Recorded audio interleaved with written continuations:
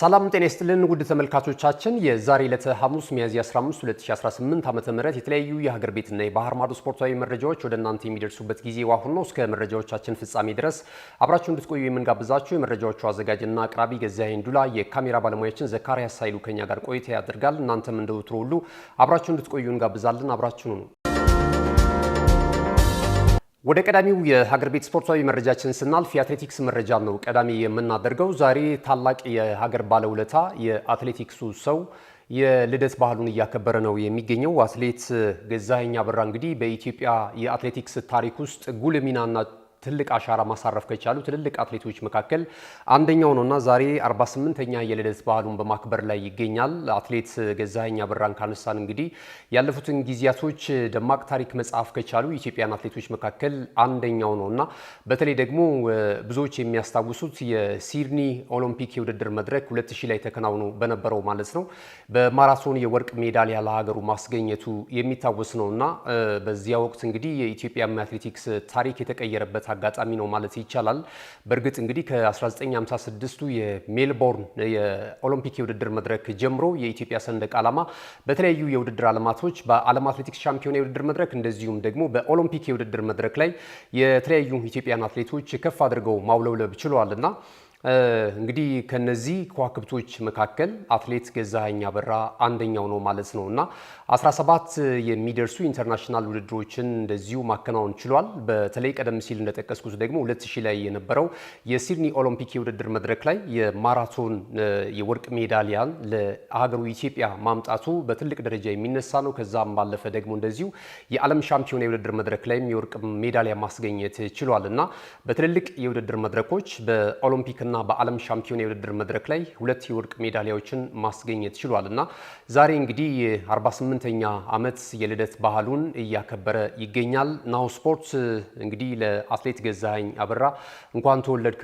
ማለት እንፈልጋለን። ከዛም ባለፈ ደግሞ ወደ አመራርነቱ መጥቶ ከዚህ ቀደም እንግዲህ በኢትዮጵያ አትሌቲክስ ፌዴሬሽን ምክትል ፕሬዝዳንት እና ስራ አስፈጻሚ ሆኖ ደግሞ እንደዚሁ ፌዴሬሽኑንም የኢትዮጵያ አትሌቲክስንም እያገለገለ እንደነበረ ማስተዋወስ ይቻላልና መልካም ልደት ለማለትና ይህንን ለማስተዋወስ ነው።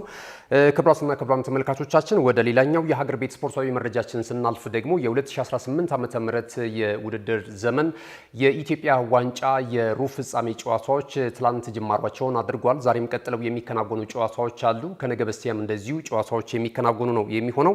ትላንት በተደረገ ጨዋታ እዚህ አዲስ አበባ ስቴዲየም ላይ መቀሌ ሰባ እንደርታን ከቦዲቲ ከተማ ጋር ያገናኘው ጨዋታ በመቀሌ ሰባ እንደርታ 3-2 አሸናፊነት ተጠናቋል።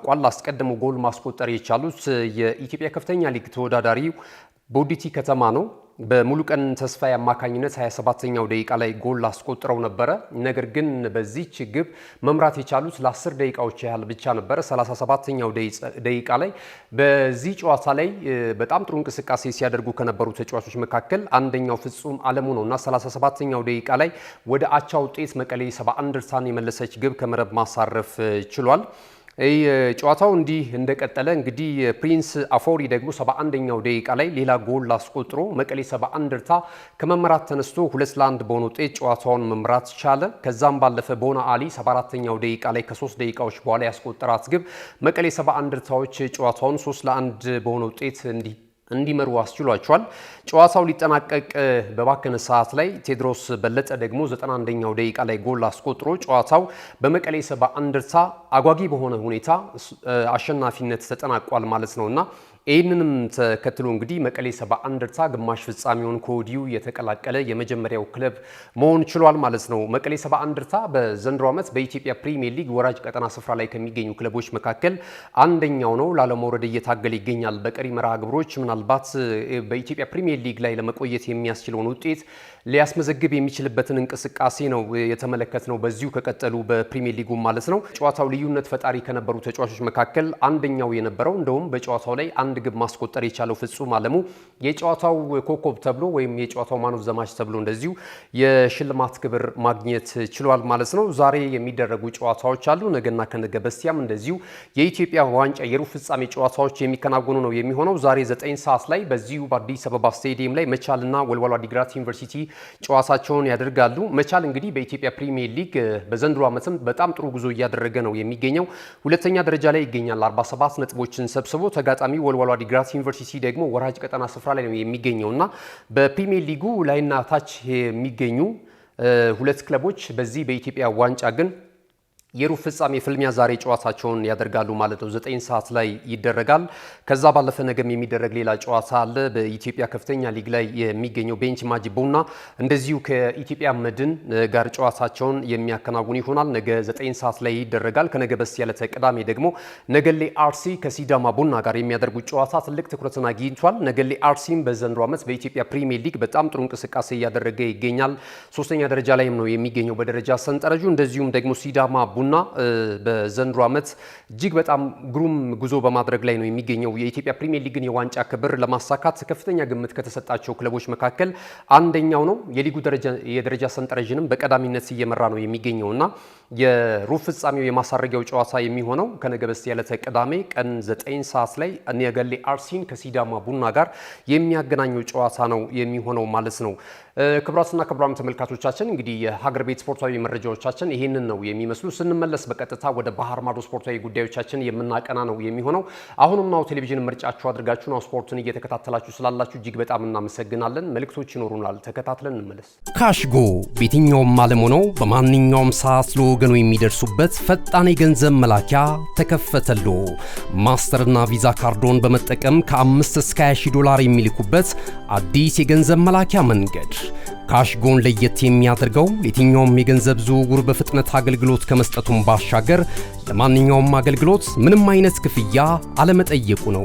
በሀገራችን ታሪክ ገንዘብን ከውጪ ወደ ሀገር ቤት በማስተላለፍ በመተግበሪያ መልክ አገልግሎት መስጠት የጀመረው የመጀመሪያው ሀገር በቀል የገንዘብ መላኪያ ዘዴ ካሽጎ ከ4500 በላይ ባሉ የባንክ ቅርንጫፎች አገልግሎት እየሰጠ ይገኛል።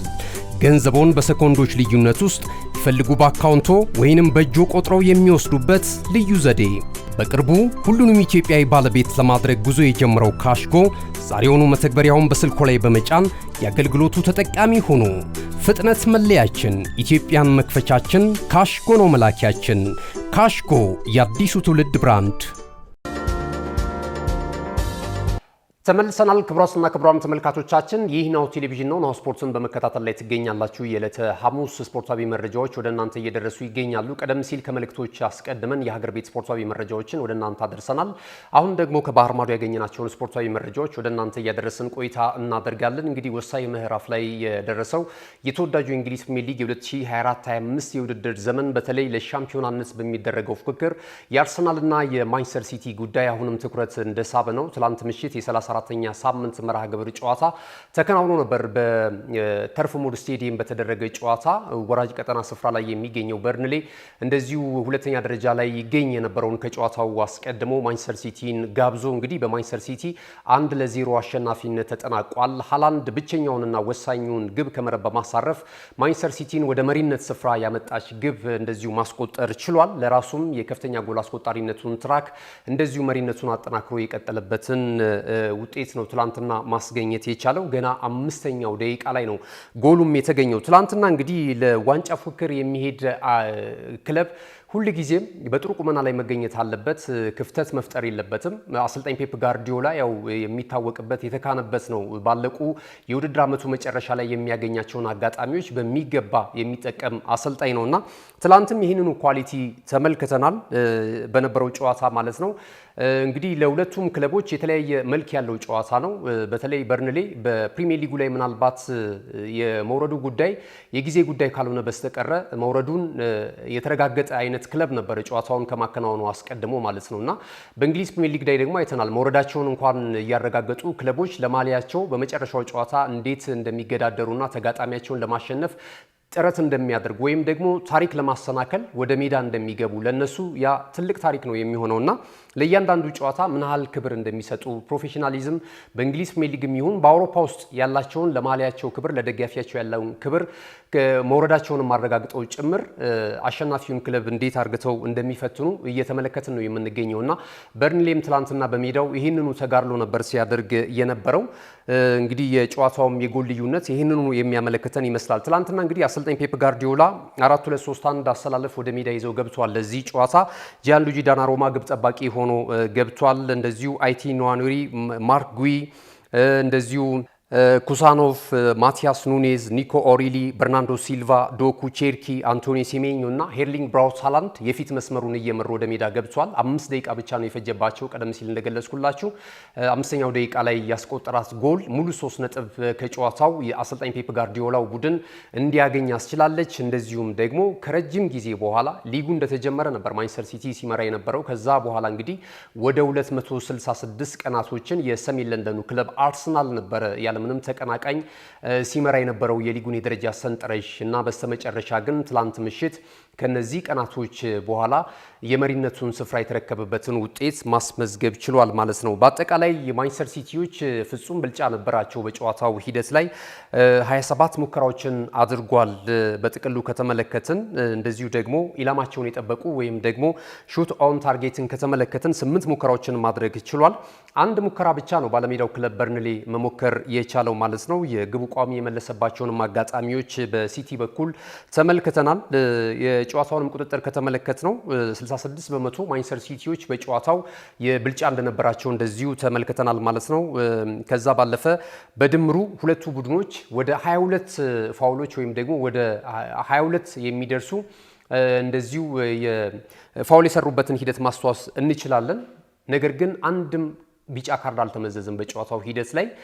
እንደዚሁም ቀይ ካርድም የተመዘዘበትን ሂደት አልተመለከትንም። ቀለል አድርገው እንግዲህ ማንቸስተር ሲቲዎች የሚገባቸውን 3 ነጥብ ማሳካት ችለዋል ማለት ነው እና አሁን ላይ እንግዲህ የደረጃ ሰንጠረዡን እንደምንመለከተው ከሆነ እኩል 77 ነጥቦች ነው ያላቸው። የሚቀራቸውም ጨዋታ 5-5 ነው። እንግዲህ ቀጣይ ጨዋታዎች ላይ የተወሰኑ ሀሳቦች እናነሳለን።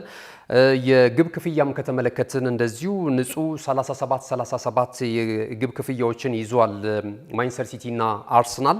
ነገር ግን በውድድር ዓመቱ ደግሞ ወደ ሁለተኛው ስቴፕ ስንመጣ ያው የእንግሊዝ ፕሪሚየር ሊግ እያንዳንዱን ነገር በረቀቀ ሁኔታ ክለቦች የሚለዩበት በስተመጨረሻ ነጥባቸው እኩል ከሆነ ከዛ በኋላ ወደ ንጹህ የግብ ክፍያ ነው የሚሄዱት። ከዛ ባለፈም በዛው ተመሳሳይ ከሆነ ልክ አሁን ማንቸስተር ሲቲ እና አርሰናል እንዳላቸው 37 ንጹህ የግብ ክፍያ ቢኖራቸው ወደ ሶስተኛው ስቴፕ ነው የሚያመሩት። ሶስተኛው ስቴፕ ላይ ደግሞ በአጠቃላይ በሊጉ በውድድር ዓመቱ ያስቆጠሯቸው የጎል ብዛቶች ይታያሉ። አሁን ላይ እንግዲህ ማንቸስተር ሲቲ 66 ግቦችን ነው ተቃራኒ መረብ ላይ ማሳረፍ የቻለው። አርሰናል ደግሞ 63 ግቦችን ነው ከመረብ ማሳረፍ የቻለው እና የ3 ጎል ልዩነት አለ። ይሄኛውም ስቴፕ ተመሳሳይ ሆኖ ቢሆን በእርግጥ አሁን ሲቲ ይበልጣል።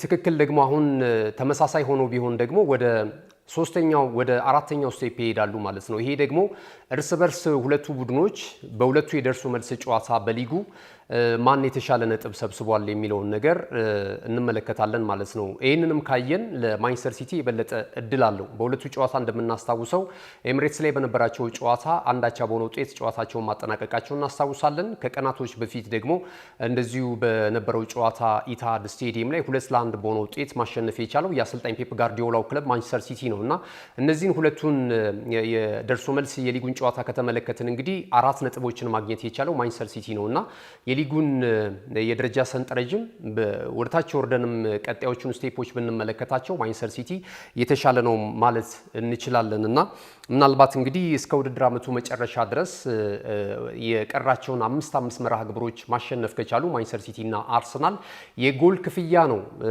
አርሰናልን ተጠቃሚ አድርጎ የሊጉ የዋንጫ ባለ ክብር ሊያደርገው የሚችለው። ሌሎቹ ከታች ያሉት ስቴፖች አጠቃላይ ማንቸስተር ሲቲ ነው እንደዚሁ ተጠቃሚ የሚያደርገው ማለት ነውና እንግዲህ የቀሩት ጨዋታዎች ላይ አርሰናሎች በሰፊ የጎል ልዩነት ተጋጣሚዎቻቸውን ማሸነፍ አለባቸው። ከዛም ባለፈ ደግሞ እንደዚሁ አሁን የሊጉን የደረጃ ሰንጠረዥ መንበር መቀበልና መረከብ የቻለው ደግሞ ማንቸስተር ሲቲ ያነሰ ግብ ማስቆጠር አለበት ማለት ነው እና እንግዲህ የቀሩት ጨዋታዎች እጅግ በጣም ወሳኝ ናቸው። እስቲ የቀሩትን ጨዋታዎች እንመልከታቸው። አርሰናል ለምሳሌ ቅዳሜ ነው ጨዋታውን የሚያከናውን ነው የሚሆነው።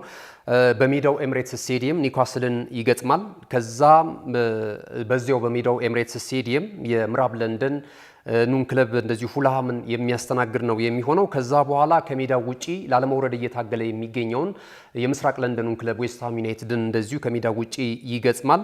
ተመልሶ በሜዳው እንደዚሁ መውረዱን ያረጋገጠውን በርንሌን ያስተናግዳል ማለት ነው። የመጨረሻው ጨዋታ የሚሆነው ይህም የለንደን ደርቢ ነው። የደቡብ ለንደኑን ክለብ ክሪስታል ፓላስን በሴለርስ ፓርክ ከሜዳው ውጪ አቅንቶ እንደዚሁ የሚገጥምበት ጨዋታ 38ኛ ሳምንት መርሃ ግብር ላይ እንደዚሁ የሚከናወን ነው የሚሆነው ማለት ነው።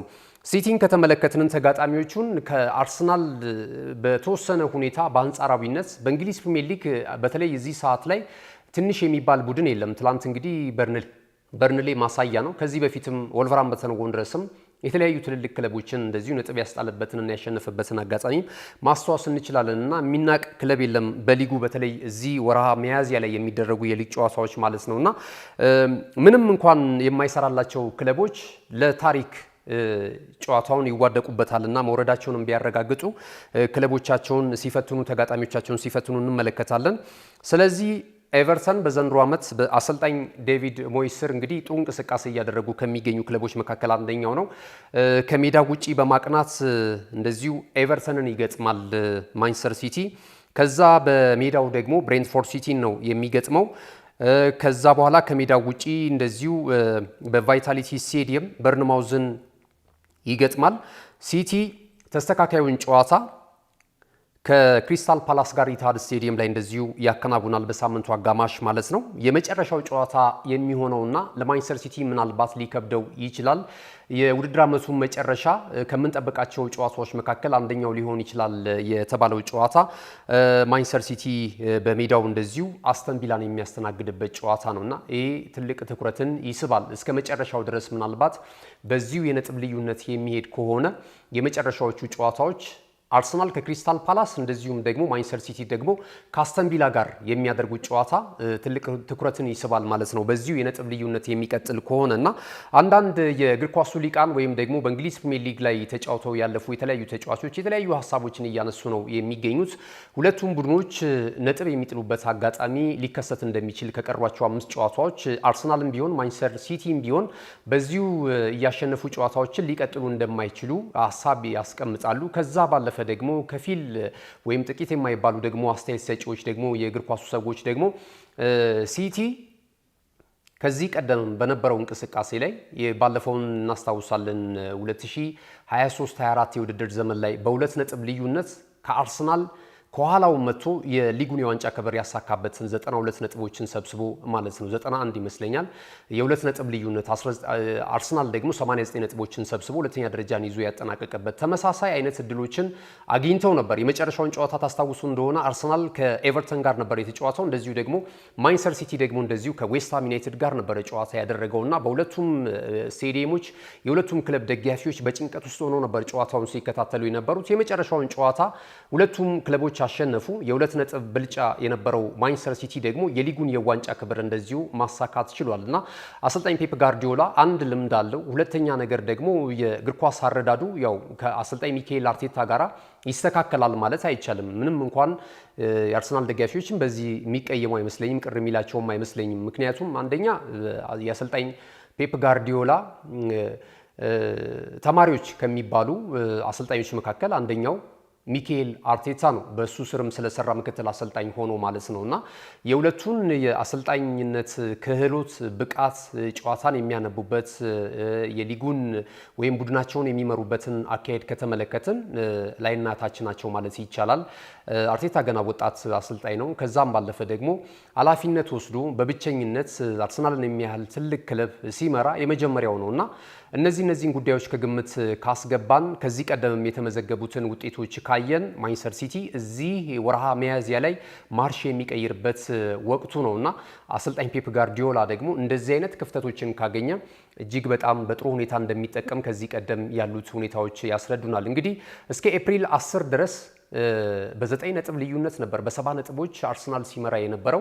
ዛሬ እንግዲህ ኤፕሪል 23 ነው፣ ትላንት ምሽት 22 ነው። ከበርንሌ ጋር ጨዋታውን እስከሚያከናውን ድረስ 61 ነጥቦችን ይዞ በ9 ነጥብ ልዩነት ይመራ ነበር ማንቸስተር ሲቲ ማለት ነውና የእግር ኳሱ ሂደት እንዴት በ10 ቀናቶች እንዴት ተቀያያሪ ሆኖ በተለይ የአርሰናል የመጨረሻ ጨዋታዎች ላይ ደካማ መሆን ማንቸስተር ሲቲን አምጥቶ ካናት ላይ እንዴት እንዳስቀመጠው ተመልክተናልና አንዳንድ ጊዜ እንግዲህ የሚከናወኑ ጨዋታዎች የእንግሊዝ ፕሪሚየር ሊግ ፍጥነትን አምሮን አካላዊንም እንደዚሁም አምሮንም እንዴት እንደሚጠይቅ ነው የተመለከትነው። ሜዳ ላይ ከሚጫወቱ ተጫዋቾች ባለፈ ያንን ጨዋታ ሊቀይሩትም ሊገሉትም ሊያነሱትም የሚችሉት ደግሞ አሰልጣኞች መሆናቸው እዛ ቴክኒካል ኤሪያው ላይ የሚሆኑ አሰልጣኞች ደግሞ ምን ያህል ሚና እንዳላቸው የተመለከትንበት ነው ማለት ይቻላልና ምን ያህል ተለዋዋጭ እንደሆነ ምን ያህል ፈጣን እንደሆነ የደረጃ ሰንጠረዡን ስትመለከቱት እጅግ በጣም የተገለባበጠ ነገር እንመለከታለን። የቼልሲን ማንሳት እንችላለን። አሁን ቼልሲ ወደ 8ኛ ደረጃ የወረደበትን ሁኔታ ተመልክተናል። ትላንት በርንማዙም እንደዚሁ ጨዋታውን ባቻ ውጤት ነው ያጠናቀቀው ከሊድስ ዩናይትድ ጋር የነበረውን እንቅስቃሴ ማለት ነውና ለሻምፒዮናነት ከሚፎካከሩ ክለቦች ጭምር አናት ላይ በቅድመ ግምት መቀመጥ የቻለው የምዕራብ ለንደኑ ክለብ ቼልሲም በተመሳሳይ የደረጃ ሰንጠረዡ የተለዋወጠበትን ዩናይትድ በእንዲህ አይነት ሁኔታ በእንዲህ አይነት ጥንካሬ ይመጣል አልተባለም ነበር። አሰልጣኝ ሮበን አሞሪምን ካሰናበተ በኋላ ግን እንደተመለከትነው በግሩም ሁኔታ በአሰልጣኝ ማይክል ካሪክ ስር እንግዲህ የተመራ 3ኛ ደረጃ ላይ መቀመጥ የቻለበትን እንደውም የአውሮፓ ኮ የቻምፒየንስ ሊግ የውድድር መድረክን ተሳትፎ ስፍራ እንኳን ላያገኝ ይችላል ተብሎ በነበረው አንዳንድ አካሄዶች ተመልክተን ነበር። አሁን ተመልከቱ እንግዲህ የተለያዩ ጨዋታዎችን በማሸነፍ ግን 3ኛ ደረጃ ላይ መቀመጥ ችሏልና ምናልባትም እንግዲህ በውድድር ዓመቱ በጣም ዘና ብሎ የአውሮፓ ቻምፒየንስ ሊግ የውድድር መድረክን የተሳትፎ ስፍራን በዚህ ዓመት የሚያገኝ ይመስለኛል። የሚያሳየንም የደረጃ ሰንጠረዡ ይሄንኑ ነውና ተገለባባጭ ነገሮችን ወዲያው በደረጃ ሰንጠረዡ ላይ እያስመለከተን ብዙ ነገሮችን እያስመለከተን የሚገኘው የእንግሊዝ ፕሪሚየር ሊግ እንግዲህ ሊጠናቀቅ ወደ 4 መርሃ ግብሮች ናቸው የሚቀሩት ማለት ነው። በቀጣይ እንመለከታለን። በጣም ብዙ ተአምር ሊያሳዩን ይችላሉ። በእርግጥ ወራጅ ቀጠና ስፍራ ላይ የሚገኙት አንድ ቦታ ናት የምትቀረው። ሁለቱ እንግዲህ ኦልቨርሃምፕተን ወንደረርስ ከቀናት በፊት መውረዱን አረጋግጧል። ትላንት ምሽት ደግሞ በርንሌይ እንደዚሁ ወደ ታችኛው ሻምፒዮንሺፕ መውረዱ እንደዚሁ አረጋግጧል። ቀጣይ እንግዲህ እንደነ ቶተንሃም ሆትስፐርስ፣ ኖቲንግሃም ፎረስት እና ዌስትሃም ዩናይትድን የመሳሰሉ ክለቦች ደግሞ ላለመውረድ ከባድ ፍልም ያደርጋሉ በቀራቸው መርሃ ግብር ማለት ነውና ትንቅንቁ እጅግ በጣም ከባድ ነው። የአውሮፓንም የተሳትፎ ስፍራ ለማግኘት እንደዚሁ በኮንፈረንስ ሊግ በኤሮፓ ሊግ እና በአውሮፓ ቻምፒየንስ ሊግ የውድድር መድረክ ተሳታፊ ክለቦች እንደዚሁ ይህን ስፍራ ይዘው ለማጠናቀቅም ከፍተኛ ጥረት ያደርጋሉ ተብሎ ነው እየተነገረ የሚገኘው። አሁንም እንግዲህ ውጥረቱ እንደቀጠለ ነው። ግምታችሁን ልታስቀምጡልን ትችላላችሁ። ትላንት እንግዲህ ከማንቸስተር ሲቲ ጨዋታ ምን ታዘባችሁ? የቡድኑስ አጠቃላይ እንቅስቃሴ እንዴት አያችሁት? አርሰናል አሁን ጫና ውስጥ ነው የሚገኘው። ምንም ጊዜ የሚመራ ቡድን ከኋላ ሲከተለው የነበረው ቡድን የመሪነቱን መንበር ከወሰደበት በተወሰነ መልኩ የስነ ልቦና ጫና ውስጥ መግባቱ የግድ ነው። ምክንያቱም የክለቡ ደጋፊዎች ጥያቄ ይኖራል፣ የሚዲያ ጫና ይኖራል። ቀድሞ ደግሞ በዚህ ክለብ ውስጥ ያለፉ ትልልቅ ተጫዋቾች የሚያሳርፉባቸው ጫና ውስጥ አሉ። የእንግሊዝ ላይ ደግሞ የበለጠ ጫናው ሲበረታ እንመለከታለንና በቀጣይ ይህንን እነዚህን ጫናዎች ተቋቁመው የመድፉ ሰራዊቶች ይህንን የመሪነት መንበር ዳግም ገልብጠው ውጤቱን ይቀለብሱታል ወይ? የሊጉንስ የዋንጫ ክብር የሚያነሱ ይመስሏችኋል? እስኪ ቅድመ ግምታችሁንና የተለያዩ ሀሳባችሁን ልታደርሱን ትችላላችሁ። የአርሰናል ደጋፊዎች እና የማንቸስተር ሲቲ ደጋፊዎች ማለት ነው። ክቡራትና ክቡራን ተመልካቾቻችን እንግዲህ እንመለሳለን። አጫጭር ስፖርታዊ መረጃዎችን ይዘን አብራችሁ ነው። እነሆ የምስራች የ10 አየር መንገድ የበረራ ትኬት ለውድ ደንበኞቹ በተቀላጠፈና አስተማማኝ በሆነ መንገድ እያቀረበ ያለው። በዚህም በደንበኞቹ የተመሰገነው ጉዞጎ አሁን ደግሞ ተደራሽነቱን በማስፋት ተጨማሪ ባንኮችን በማካተት ለውድ ደንበኞቹ የበለጠ አስተማማኝ ለመሆን ችሏል። የጉዞጎን አፕሊኬሽን ከአፕ ስቶር ወይም ከፕላይ ስቶር በማውረድ የመነሻና የመድረሻ ከተማዎትን መርጠው ዋጋ አወዳድረው የሀገር ውስጥም ሆነ ዓለም አቀፍ በረራ ማድረግ ካሰቡ የበረራ ትኬቶን ክፍያ በአቅራቢያው በሚገኙ ባንኮች አንድም በአካል በመሄድ ወይም በኦንላይን የክፍያ አማራጮች ክፍያዎትን በመፈጸም የበረራ ትኬቶን በእጅ ያስገቡ።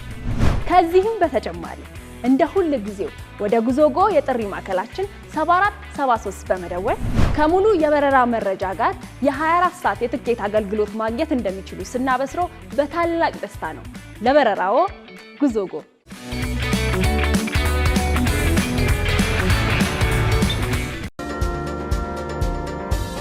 ውድ ተመልካቾቻችን የመረጃችን የመጨረሻው ምዕራፍ ላይ ደርሰናል። እንደወትሮ ሁሉ አጫጭር ስፖርታዊ መረጃዎችን ወደ እናንተ እናድርስና የመረጃ ሰዓታችንን የምናጠናቀቅ ነው የሚሆነው። ቀዳሚ የምናደርገው እንግዲህ የምዕራብ ለንደኑ ክለብ ቼልሲ ዋና አሰልጣኙን ሊያም ሮሰነሪን አሰናብቷል። 107 ቀናቶችን በቼልሲ ቤት ማሳለፍ የቻሉት እኚህ የ41 ዓመት አሰልጣኝ ቼልሲን ወደ ውድቀት ነው መዳረግ የቻሉት ማለት ነው። እንግዲህ ኤንዞ ማሬስካ ሲሰናበቱም የክለቡ ደጋፊዎች ደስተኞች አልነበሩም። ምክንያታዊ አይደለም፣ እግር ኳሳዊ አይደለም፣ ውጤትን መሰረት ያደረገ አይደለም፣ በግለሰቦቹ ወይም በክለቡ አመራሮች የተወሰነ ውሳኔ ነው፣ ደጋፊዎችን ያማከለ አይደለም። ቼልሲንም ውጤቱን የሚያስጠብቅና ወደ ተሻለ ደረጃ የሚያሻግር አሰልጣኝም አላመጡም። ተሰናባቹም አሰልጣኝ በትክክለኛ ሁኔታ የውጤት ቀውስ ገጥሟቸው አይደለም የተሰናበቱት የሚል አስተያየቶችንና ድምጾችን ጎልተው ሲሰሙ ተመልክተናል በቼልሲ ደጋፊዎች ዘንድ። ይሄው ነው እንግዲህ በተግባር የታየው ማለት ነው። ቼልሲ እንግዲህ አሰልጣኙን አሰናብቷል። ለካሳ ክፍያም የተደረገበትን ኪሳራ ነው ማስመዝገብ የቻለው።